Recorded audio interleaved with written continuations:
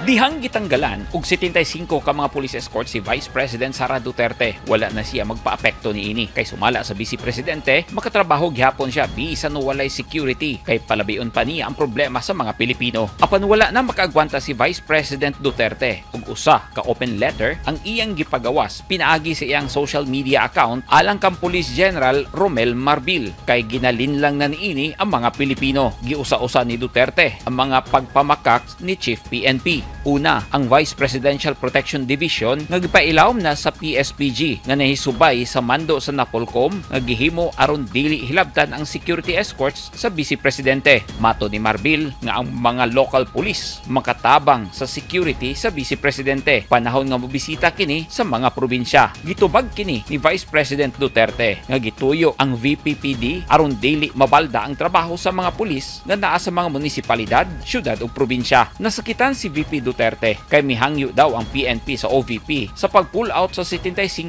ka mga pulis kay mas gikinahanglan kini sa NCR apan wala di ay nahitabong request o gipasiatab ni Marbil nga walay direktang hulga sa seguridad sa Vice Presidente. Mas gisakitan si Sara Duterte dihang adunay gipagawas nga video ug picture sa social media dihang anaa siya sa naiya kauban ng iyang bana ug mga anak nga mga minor de edad nga makakompormiso sa ilang seguridad. Gani dili lang kini ang unang higayon nga nakapabalaka kang Duterte sa ilang seguridad. Kay matud niya, adunay mga pulis nga nagcasing sa ilang Pinoyanan nga nagapangutana kung asa ang balay sa Vice Presidente. ug maayo na lang kay napugnan kini sa mga opisyal sa Homeowners Association. Sumala sa Vice Presidente ang relief order sa iyang police security na hitabo human siya mi-resign isip Defense Secretary. Pahayag niya nga siya ang designated survivor nga iyang gihulagway sa wala pa ang SONA ug paggawas sa matud pa cocaine video. Gani gihulagway sa Vice Presidente nga ang gihimo kaniya usa ka political harassment. Mihangyo kini kang Marbil nga dili na i-mention ang iyang pangalan kung magpa-interview pa kini sa media. Unahon na lang daw og tabang ang mga biktima sa baha ug paghatag og simpatiya sa mga namatyan ug mga nagagwanta sa makamatay nga sakit. Gisultihan pa ni VP Sara Duterte si Marbil nga magsulti lang og tinuod aron dili magkadimao ang iyang istorya.